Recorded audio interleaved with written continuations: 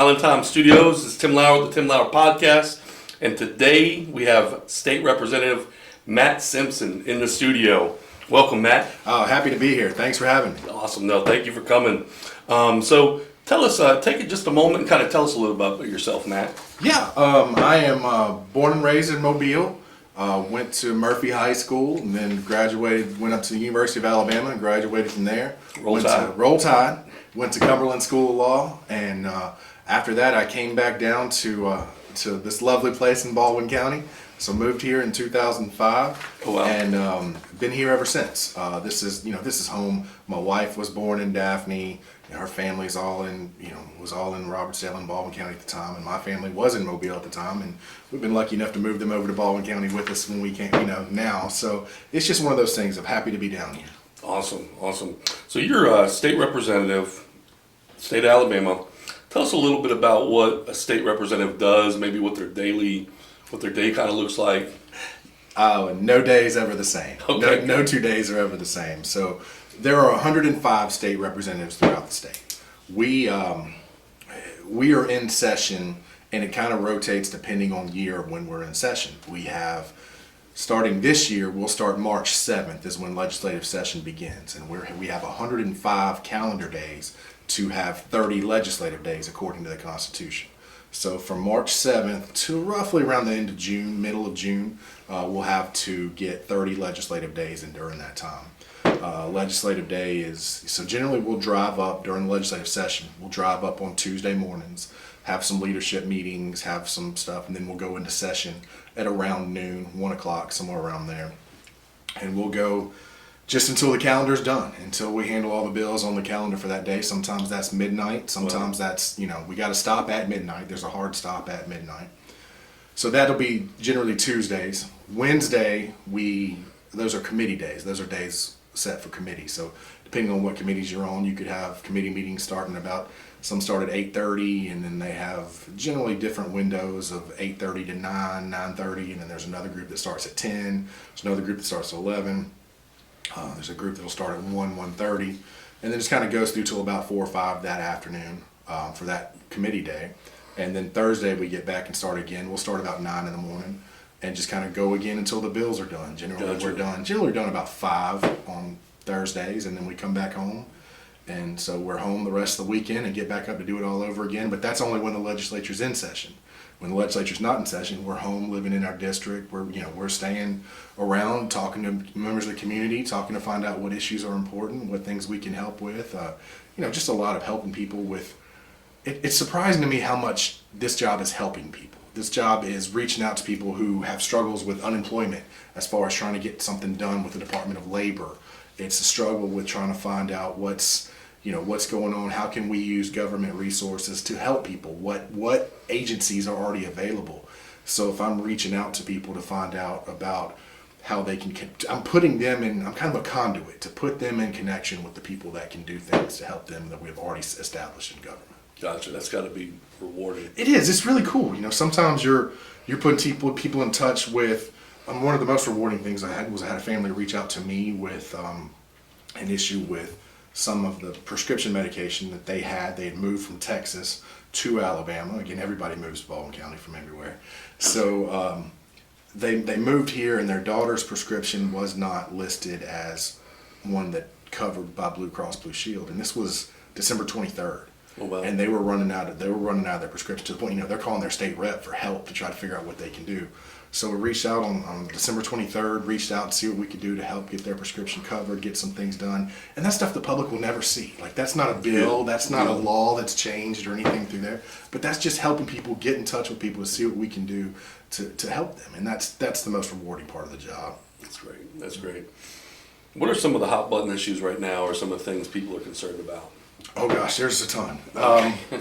You're hearing a ton right now. Fentanyl. Fentanyl is one of the biggest issues that we have through our state. It's killing people. It's killing people left and right. Baldwin County being on that traffic corridor. So what's going on is the precursors for fentanyl are being made in China. Then they're being shipped, because they're not being shipped to the United States, they're being shipped to Mexico. And they're putting those precursors in with the drug dealer, from the trafficking, from that infrastructure that's in place from the cartels in Mexico, and they're coming right through our open borders. Yep. They're sending that drug in, and it's just flooding. It's flooding our streets. It's flooding our neighborhoods because Baldwin County and Mobile County are on that corridor of that I-10, that Texas to Florida corridor, just back through if you want to send something through, even all up the East Coast. They're coming through our streets. They're coming up I-10. And it's hit us really hard.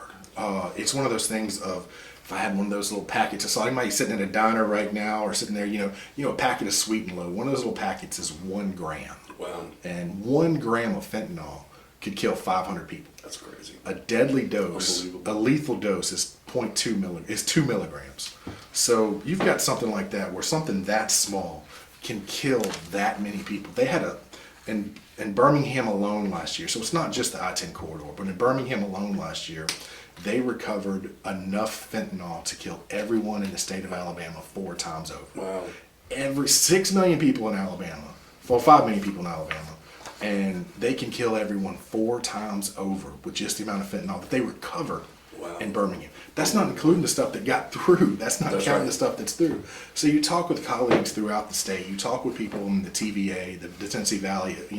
They're getting hit hard with it. We're getting hit hard with it. You see kids, kids dying. It's not something where you have to get addicted to it for it to kill you. It's not something where it's long, strung out, drawn periods of time. It's something where 1 pill can kill. Yeah. And so with 1 pill, you have the opportunity to come in and it will kill you. It's not one of those things of, oh boy, that was a rough go. Like this will kill you. Yeah. So we've got to do more, and I'm very happy to have a bill. It's actually pre-filed. It's House Bill 1, where we're going to go after the traffickers. Fentanyl is the only drug in Alabama where if you're trafficking that drug, you don't have a mandatory minimum sentence to serve. So if you're trafficking heroin, if you're trafficking methamphetamine, if you're trafficking cocaine, heck, even if you're trafficking marijuana, there are mandatory minimum sentences that you will have to serve if you're convicted. Fentanyl is not that way, and that's a shame. We're going to do something about that. We've pre-filed that. I've worked with leadership. I've worked with a number of people throughout our community. I've worked with DA Bob Wilters, new DA Keith Blackwood, outgoing Mobile DA Ashley Rich, Sheriff of Mobile County Paul Birch, Sheriff of Baldwin County Hoss Mack has been a huge instrumental on this.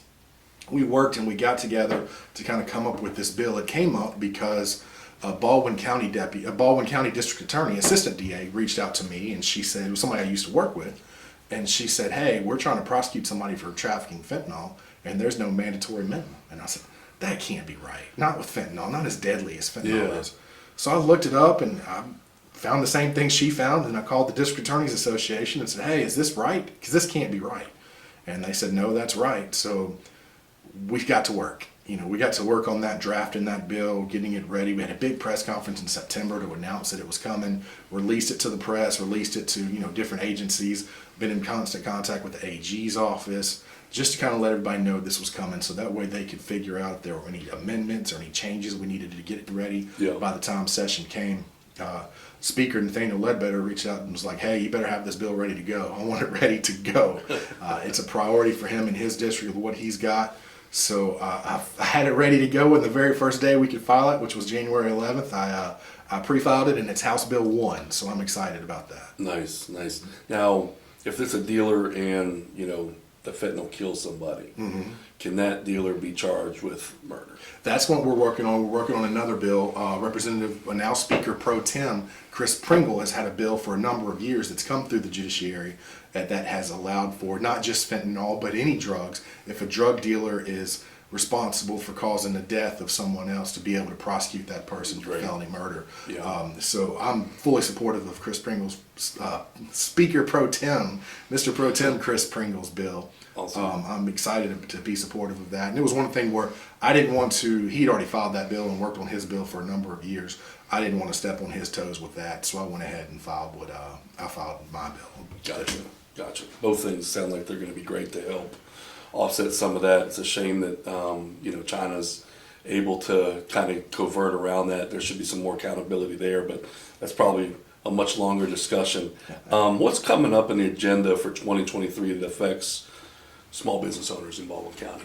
You know what we're going to think. One of the things we're most important we're going to do that we've already talked about is some of the job incentives, some of the tax cuts we're going to do. The unemployment tax cut that we're going to give to business owners is going to be tremendous. We're going to cut that over half. I've heard. Over Yeah. That's going to be that's one of the priorities that we have economically. We're going to do what we can to make sure that the small business owners aren't hit by this economy that, everything's going up. Cost of goods are going up. Cost of transportation's going up, and it's hitting the businesses hard. Yep. And it's hitting them hard to the point where they either have to decide if they're going to have to lay off workers or what they can do because their profit margins are getting hit because of how much the cost of everything has increased. So what we're going to do is we're going to help businesses come back to. We're going to do what we can to help the small businesses specifically with that tax. Where we can to cut taxes for small business owners, that's what we're going to do. Absolutely. So when COVID hit, the unemployment funds kind of got sucked dry, right? Maybe even went negative, I'm not sure. But have we recovered those funds and that's why we're in a good spot to do that? Or is there just some money came in from other places that replace that? Well, we've had multiple things. We've had a lot of money come from the federal government through ARPA funds that have come in. We're talking, I want to say a couple $1 billion. $1 billion here, $1 billion there. Soon we'll talk about real money. Yeah. But no, we've had a couple $1 billion come in from the federal government for the America Recovery Plan Act. We've been able to replenish some of the stuff that would have been in budgets that we've had. We've also budgeted very well. Since the Republican legislature came in 2010, some of the stuff that they've pushed, for I guess that's 13 years ago now. It's one of the things one of the words you haven't heard in Alabama in a long time is the word proration. And the reason why you haven't heard that is because we've created what's the Rolling Reserve Act. So we don't spend everything that we get comes into us. When we make our budget predictions of what we're looking at, the forecast of what we're looking at, we kind of cut that down and then we stop where we need to stop. And then everything in addition to that goes into this rolling reserve fund, basically a savings account for the government. And what we do is we try to make sure that is filled up. We don't just go throw money here and around and say, hey, times are great right now, so let's spend it all right now and then be worried about what happens if something happens to the economy. So we've budgeted really, really well. We're doing really well in Alabama. We made it through where we could pay our bills, we could pay our state employees. We didn't have to go in the red for our budgets for what we have. So now we're able to help. We're doing well. Hopefully we can get some of the tax rebates, some of the tax cuts back to the general public from this because we're budgeting so well, because we're doing well. We're lucky at the beach. The beach has always done well. The tourism industry for Baldwin County has carried the state and absolutely carried the state. And we went through a period of time where you look at COVID, a lot of families were not they couldn't go to Disney World. You couldn't travel, you couldn't fly to go wherever you wanted to take your vacation. So a lot of families just said, hey, we're going to go down to the beach. We're just going to, let's just rent a condo, let's go down to the beach for a few days. And that was the vacation that they had. And even though COVID was going on, the beach was still producing. Yeah. The beach has been able to be a lifesaver. It's always been the backbone for the economy for Alabama. People across the state just don't realize how important Baldwin County is to the rest of the state. And that's one of the things we were able to produce well. We were able to not take the hit that other states had to hit because of what we were able to produce down in Baldwin County. Yep, absolutely. Infrastructure. Our area is growing it's unbelievable growth in this area. I think we had Chris Elliott on. He said it was like 12 or 14 people a day on average moving to Baldwin County. So how are we keeping up with the infrastructure as far as, roadways, water, sewer, electrical grids, things like that? We're doing the best we can. I'll be blunt with you. That's the biggest issue in Baldwin County. The problem is, in fact, the secret got out. How great Baldwin County is. It was a well-kept secret for a long period of time, and then all of a sudden, once the cat's out of the bag, people just started moving here left and right. Yeah. People started, what they would do is, especially when people were working from home, now this new environment where people can work remotely, you had people from all over the country that were making salaries from the Midwest, from your Chicago, your New York, your LA, your Texas. They were making the same salary working for those companies, but they could work remotely, and they were saying, all those people that we talked about had visited the beach, they visited our area, and they say, hey, if I can work remotely, why can't I live down there? And, the cost of living, a $150,000 job in Chicago is $150,000 in Chicago is a lot less money than $150,000 in Baldwin County. Yeah. So they could come in and they could buy some of these properties, and you know better than anybody what they could buy with your job and what you do. So a lot of these people were coming in and they were buying sight unseen. Yeah. They just jump in and say, hey, I can buy how big of a home for how much money? Let me do that. Yeah. And you see people in California's losing the residents left and right. Mm-hmm. They're coming to red states. They're coming to places where they can have conservative values, and they're being able to say, wait a minute, a home like this in California would be millions of dollars, and a home now in Baldwin County, you can get that for $500,000. So it's what they can afford with the money that they're bringing in. And I'll be honest with you, that's the biggest problem we have, but it is a great problem. It's a great issue that we have. There are counties all across this state, and there are states all across this country that would love to have the problem of growing too much. That's right.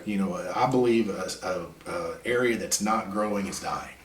And so we've got to figure out the best way to handle that. And that means coming together and working together. Yeah. That means it's not a single individual. It's not a single entity. It's not that the House of Representatives has all the answers, or the Senate has all the answers.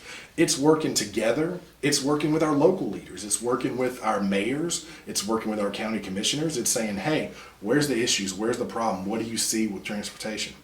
Yeah. I am very happy that of the Rebuild Alabama Act, I haven't seen the latest updates, the 2022 numbers, but from 1999 to 2021, Baldwin County was the #1 recipient of Rebuild Alabama Act money. And so you drive anywhere in Baldwin County, you drive up 181 in Fairhope, you see what's happening on 31 in Spanish Fort, you drive in 59, anywhere through 59, and you see some of the work that we're doing. You look on the south end of the county and you see some of the work we're trying to do. You see the orange cones everywhere. Yeah.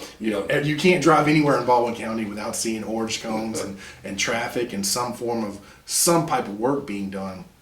And it's frustrating, and I get it all the time. People are frustrated with it. But it's also a sign of progress. It's a sign of us saying, hey, we're investing in what we're doing in our roads. We're investing in what we're doing in our state. So it's great. And it's not only that investment that we got from the Rebuild Alabama Act, it's the port. Baldwin County, the Port of Mobile, the Port of Alabama is Alabama's port. It's located in Mobile, but you see a lot, I can tell you in my district specifically, you have a lot of people that live in Baldwin County that drive across to work in that port. Yep. And the ability of what we're doing there is a complete game changer for our area. It is an absolute changer for what we're talking about, for what this area will be when you can allow some of the largest ships. Right now the port cannot accommodate the largest ships in the world. Those Panamax, the super Panamax ships, when they widened the Panama Canal, it changed shipping. So you had people that could have to come out there, and you look at COVID and all this ties together. So you see what happens in California when they had ships docked for days that were just sitting out there and they couldn't get them in. It disrupted the supply chain. It killed the supply chain for a long period of time because those ships were just waiting to come to the dock. We're going to try to take advantage of that. We're going to try to step in, and we're going to try to become the largest port on the Gulf where people can just come right here and distribute it. We're working close to try to figure out, you talk about hot button issues that we have. The expansion of the port, now we have to get the connectivity of the port. So when you have your Hyundais, you have your Mercedes-Benzes, you have your other plants of manufacturing that you have, your Toyota Mazda up in Huntsville. When you have those plants, we want to make sure that those plants can take their products and ship their products directly. We're working on intermodal transportation, so that way rail, they can get on, come right down here to the Port of Alabama, load them, roll on, roll off to the ships to export them out through. And instead of having those companies send vehicles out through the Savannah port, and it's not just vehicles, it's everything that we do. People don't understand how big what all the port touches. So it's not just vehicles, it's coal, which is a huge industry for them. It's lumber, it's timber, it's chicken, it's poultry, it's frozen. You look at what we do, we're an agricultural society. We are an exporting state. We do so much that people just don't understand of what they have. When you look at you look at the coal from that Irons area up in North Alabama, or you look at the timber from from that belt. You look at where poultry is from all across the state. That port affects every business through the state. 1 in 7 jobs now from this effect through the port, which is tremendous. And we went from a 217% increase just in the past 2 years from what we're being able to do in the port, just business. 217% increase is nuts. It now has an $85 billion impact. Wow. $85 billion, which is just nuts compared to what it was. And that money comes back to Alabama. It's been a $2 billion tax increase in taxes that we've been able to, and not taxes on the general public, not taxes where we're not taxing our citizens. Yeah. We're making the pie bigger. Instead of trying to cut from our citizens, to take from our citizens and grow government that way, because we're growing government because we're taking money out of the individual's pockets. No, we're not cutting the pie differently. We're just making a much bigger pie. So that's why we're doing so well, and that's I'm happy to be a part of that. I'm happy to be a cog in the machine, that was able to make Alabama better. That's what I want to do, is leave Alabama better than when I found it when I got elected, and that's something that I care a lot about, is making sure that I'm not just here to support me. I'm not just here to say, look how great I am. I'm here to say, look how great Alabama can be. Absolutely, and one thing I love is post-COVID, there was so much going on in the world, whether it was people shutting down, like you said, the issues with the freights coming in, just everything, the shipping. And instead of doing more of the same, Alabama looked at it and, okay, how can we open our beaches faster? Mm-hmm. How can we bring in some of that? How can we get some of that the other states are pushing away from? And that was just amazing to see. Absolutely. You see the South and that change. You talk about the population growth in the past 2 years. Some of these states, and I hate to put labels on it, but it's some of the blue states throughout this country were shut down. Yep. They closed their schools. They closed their work. They closed their entertainment. And it hurt those kids, specifically in schools. You can see the test scores. You can see how kids were hurt by the decision to close down things. Baldwin County, we're lucky. Baldwin County, our schools stayed open. Now our kids, I'll be honest with you, my kids are in public schools in Baldwin County. That fourth quarter of the 2020 year, so that when COVID first hit, when they shut down for that quarter, we learned that we're not homeschool parents. No. We're not teachers. That is a blessing. Thank you for the teachers that have that calling. Yep. Thank you for everyone that's willing to work for our kids. But we just saw just in that little bit of a time how much it was affecting our kids. Yep. So as soon as the schools opened back that next school year, we sent our kids, and I want to thank the teachers that were able to put up with what they put up with, to go through what they had to go through to keep our kids educated. Baldwin County stayed open, and that made a huge difference. And Alabama stayed open for the most part. There were some places that shut down. We opened the beaches before Florida did. We opened the beaches before Florida did, but you look at our schools, and because we stayed open, now Alabama had been 49th, 52nd, depending on what issue you're talking about through there. Only Alabama can be 52nd out of 50 states in education. That's right. There's Puerto Rico in front of us. You look at what happened, and because we stayed open, our scores didn't drop as much as other states. So now we're 40th. I mean, we jumped 10 to 12 other states. I think we're 36th in one, 40th in another one, metric that they use from these NAEP scores. And that represents the whole state of Alabama. It represents the whole state of Alabama. Not just Baldwin County, the whole state of Alabama. And you look at what happened, and it's because we stayed open. Yeah. Our scores didn't drop. It's not that we gained a ton. It's just that our scores didn't drop as much as these other states dropped. So staying open is huge. Allowing people to understand that if your principle is freedom, if your principle is what you believe in, but you throw it away the first chance you get because you're scared about something, then it wasn't really a principle that you held. It was just a talking point. That's right. So I'm very happy that Alabama, we dare defend our rights. That's our state motto. So we defended our rights. We stood up for everybody to say, no, we're not going to do what we can. We're not going to do this. We need to stand up for all this stuff. And we were on the forefront. Florida was the model that everybody used, but we were there with them. We were there through there. So I'm proud of that. I'm proud of what we accomplished. I'm proud of what we did, and it's paid off. Yeah, it's made a big difference for sure. All right, let's switch gears a little bit. Let's kind of talk about what's in the news right now with classified documents. Oh, geez. Okay. So, I know you're state representative, so we're going to do a little bit of a speculation here. So if I'm a president or a vice president or a senator, what would be a reason why I would want to take classified documents? Well, you see a lot of these the job never stops. You're president, you're vice president, you look at the executive branch. We'll just keep it at the executive branch for right now. Yeah. The job never stops. So if they're traveling somewhere, or, especially in the White House where the residence is on a different side of the building, and then they go to one side and they you kind of continue to work. You want to sit there and read while you're working, or you read at night. So you kind of take the file with you to do that job, and then a file gets put in a place that it shouldn't be, or you don't take it back where it's supposed to go, or go through that.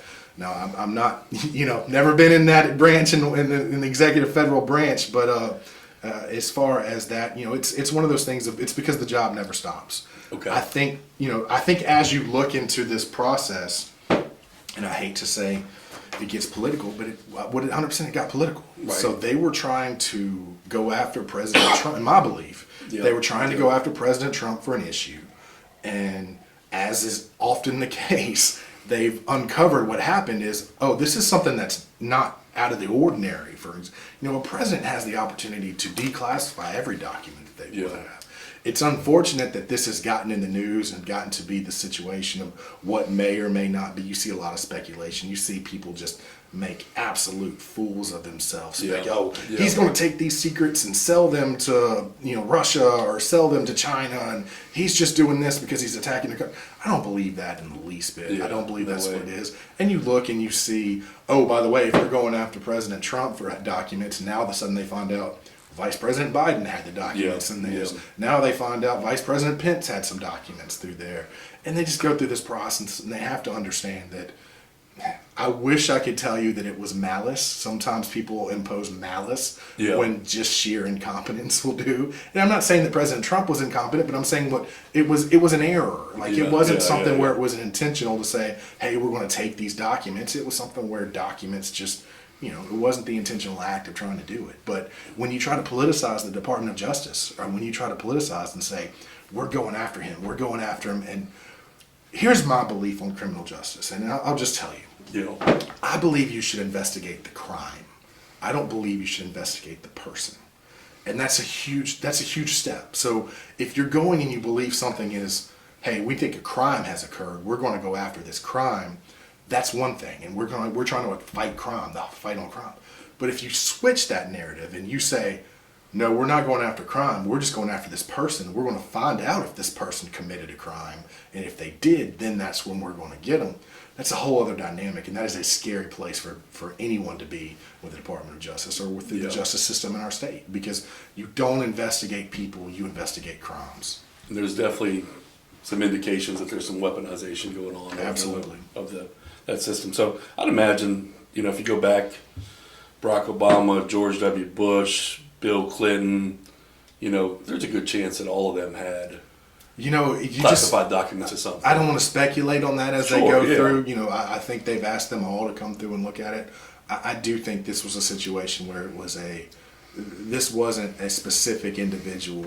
This wasn't something that only President Trump did. Yeah. I think this was something that was a pattern for the office and a pattern for presidents and vice presidents, and they tried to singular focus it. They tried to focus on what can we hit President Trump with, not, okay, what is this crime really? And it seems a lot of what happened that they've, came after him for, the truth is coming out slowly but surely. And, that's where I think we're seeing the government go towards, is we're in an age of Google and everything else, and so many years people felt deceived or maybe not told the truth all the time, and now we're getting to a time where it's a lot harder to not tell the truth.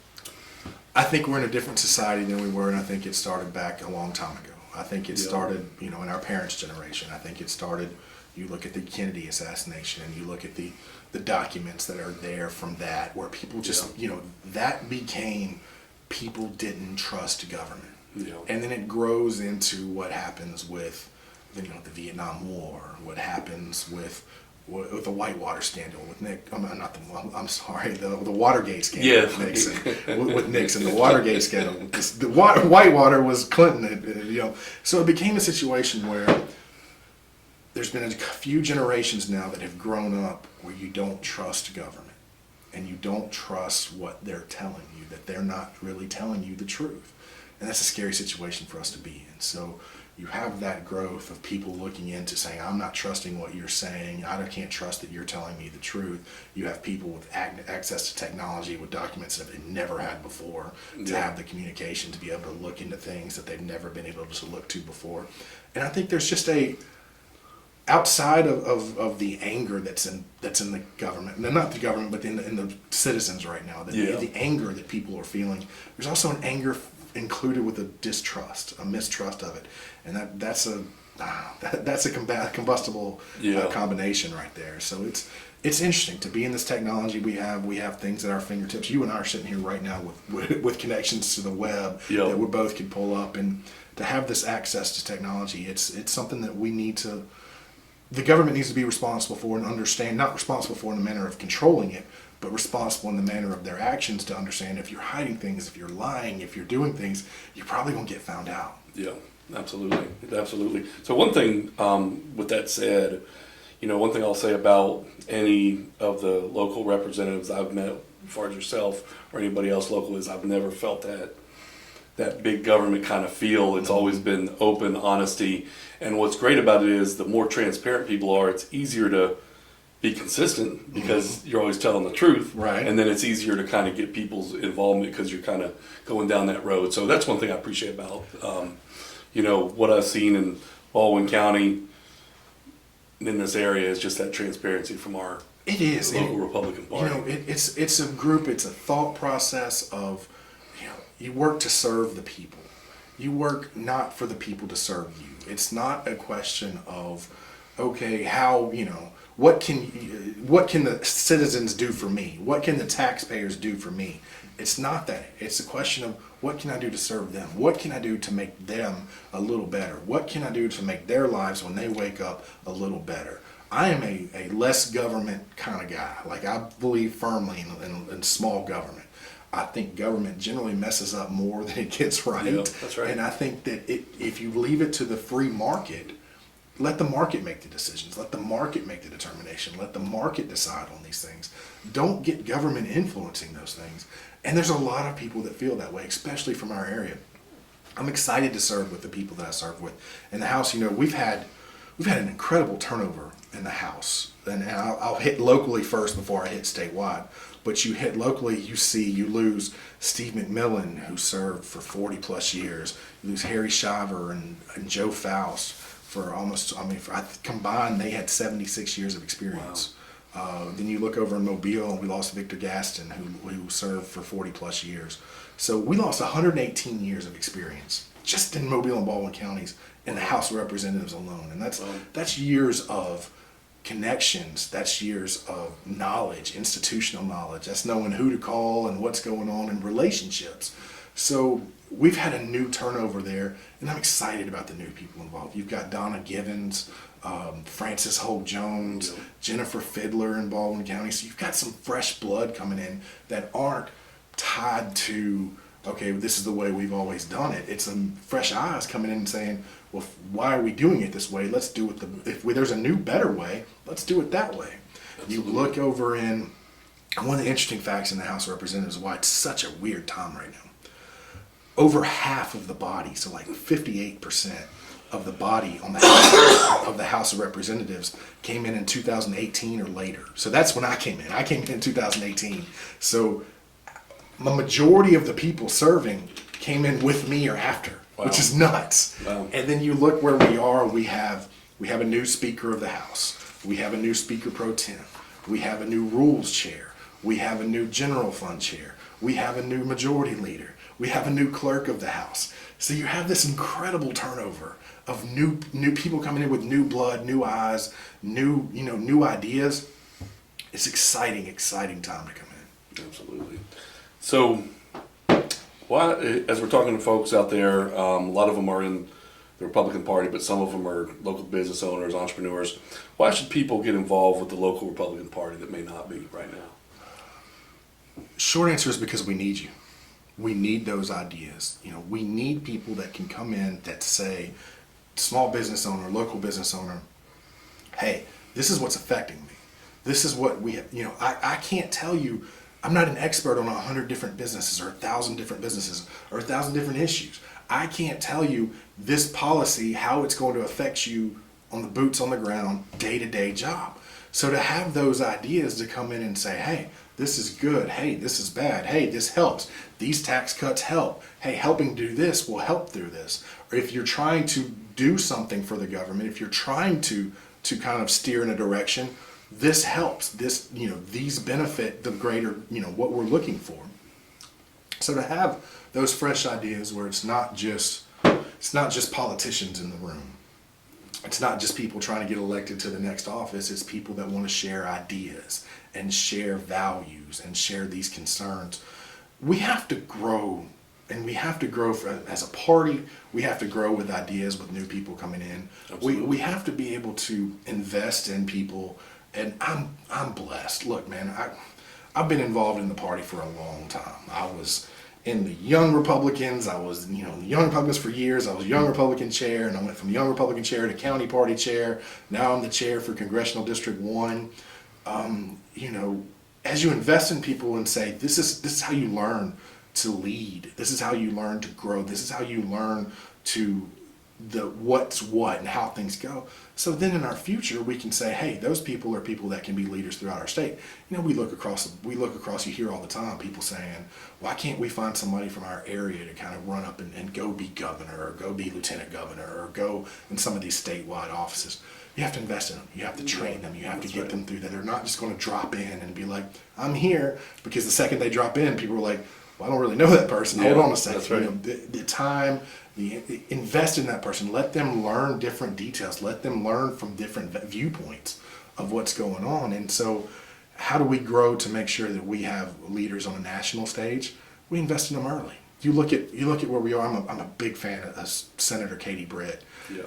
They invested early. They showed she's been leading her entire life, and she's done that. She's got the experience, and she's going to be tremendous in Washington. Yeah, I'm excited about that. I'm excited about her. I'm excited about what we have. You look in Mobile, Congressman Jerry Carl. He's been in government for a while. He kind of learned that process through there to kind of grow up, because it's cliche, and I get it. I understand, but the leaders of tomorrow are working on it now. If you want a voice on what's happening tomorrow, get in with them now. Absolutely. Good. Well said. Well, I want to take a minute. Thank you very much for stopping by. Absolutely. I hope I didn't go too Matt long. Simpson, no, not at all. I have a pattern of speaking a little bit longer than I should. I can run. It's that lawyer in me. It just never goes away. Now, if you ever need anything, and Matt Simpson can help, he definitely will do his best to find it, do his best to find a way to do it. I've known him for a long time. I consider him a friend. He does a great job. And anything I ever need, he's right there and communicates quickly. Absolutely, Tim. You call, I'm coming running. You guys reach out to me. I'm old fashioned. I know what's going on, but I'll give you my cell phone. It's 251-751-8535. Call, text, email if there's issues going on. I can't always respond. I'll do the best I can. But sometimes, I'm allowing people to have my personal cell phone number.